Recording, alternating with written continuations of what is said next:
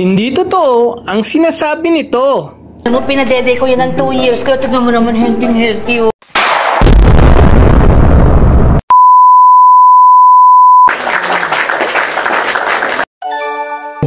Wala pong katotohanan po yan. Hindi nyo alam, no? O, sa mga nagmamagaling dyan na feeling... DJ, ito sa akin, opinion ko lang. Ikaw lang talaga ang naglagay ng issue doon sa sinabi ni Rapsan. This is your Habibi Millionaire na laging nagsishare sa inyo ng actual na nangyayari base sa aking experience. Paglilinaw lang sa mga kumakalat po dyan na video ng isang vlogger na mismo madali po ang pag-transfer sa ngayon dito sa Saudi Arabia sa mga hurub. Wala pong katotohanan po yan. Again, pero bulo naman yung accent. Excuse me, hindi ko sinasabihan yung mga OFW dyan na nanonood sa akin. If you want to watch the full video, please visit their page. Assalamualaikum guys. Sa lahat ng mga OFWs na may problema sa kanilang mga employer at gusto nilang lumipat sa ibang employer, may bagong batas ang Saudi Interior. Panoorin natin to. هذا القرار إذا عندك بلاغ خروج أو بلاغ تغيب على العمل. Ang desisyon na ito ay kung ang employer ninyo ay nireport kayo na tumakas or may mga report kayong hindi kayo pumapasok sa trabaho. الآن تقدر تنقل كفالتك إلكتروني. Ngayon, pwede ka nang mag-transfer ng ibang employer via electronic. May kababayan tayo na nag-share ng video ito. Ang sabi niya, ano daw ang reaction ko? Mabilis lang daw mag-transfer sa new employer. May nag-react naman, hindi totoo yan. Ito ang viral issue ngayon. Today, we are talking about mabilis lang nga ba mag-transfer sa new employer? Kung ikaw ang nakapanood ng video ito, ano ang reaction mo? Let's find out! First, kilalanin muna natin si DJ Zurdo Salanap. Based sa kanyang bio, this channel is for our OFWs to help them and give the latest information for awareness. Meron siyang 670k followers sa Facebook. On the other hand, Rapsan Dayamalod, aka Yusuf, an Arabic content creator and personal vlogs, meron siyang 687k followers. wala pong katotohanan po yan. Back to the issue. Ang reaksyon ni DJ Zurdo na hindi totoo ang sinasabi ni Rapsan na madali ang matransfer sa new employer. Dumako tayo sa page ni Rapsan. Ito ang kanyang caption.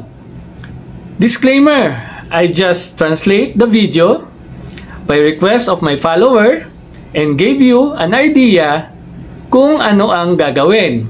Wala pa po akong alam sa system ng interior ng KSA. Salamat po. Malinaw na nag-translate lang si Rapsan. Kaya kayo na lang ang umusga kung sino ang tama at sino ang mali sa kanila. Umani ito ng iba't ibang reaksyon. DJ Zurdo, endorser ba kayo ng lipstick? Wow! Bibigyan ko kayo ng idea kung paano nga mag-transfer. Ito ay base sa aking experience. Pero kung bago ka pa lang sa aking channel, please follow and like naman. I-share mo na rin. Tulong mo na sa akin. And syempre, para lagi kayong updated sa susunod kong video. This is your Habibi Millionaire. So guys, bibigyan ko kayo ng idea kung paano nga mag-transfer. Yes, tama yung sinabi doon sa translation ni Rapsan. Ang sabi niya na madali nga lang matransfer. Okay. Ang sabi naman ni DJ Zurdo, hindi daw madali or mahirap or matagal. Lalo na kung ikaw ay hurub. Pero tama po. Doon sa translation, sabi niya, madali lang mag-transfer. Yes, totoo yun. Pag nasa kiwa to kiwa na kayo. Pero meron pong proseso. Ang proseso po, meron tayong tinatawag na provisionary period. Mag-a-apply ka at tinanggap ka, dadaan ka muna sa provisionary period. Hindi ka agad-agad ita-transfer, hindi ka kaagad-agad magkikiwa. Kailangan muna, tingnan muna kung kaya mo nga ba yung trabaho or qualified ka doon sa trabaho. 3 months provisionary period. Pero hindi rin ako na-transfer nung natapos yung aking 3 months kasi meron akong babayaran na penalty dahil 5 months nang expired ang aking ikama. Then, 3 times na akong papalit-palit ng employer. Ang total payable ko is 6,000. It means, every transfer, may babayaran tayong 2,000. Ito naman ay sinagot ng aking company or ng aking boss. Yung 2,000 and 1,000 na penalty. So, ang aking babayaran lang is 4,000 reals. And good news, ito ay salary deduction. After 4 months, nag-request yung amo ko sa Kiwa. So, in-accept ko lang yung kanyang request. Pero make sure guys na wala kang previous contract. Then after nyan guys, nakita ko na lang sa aking AppShare na iba na yung aking employer.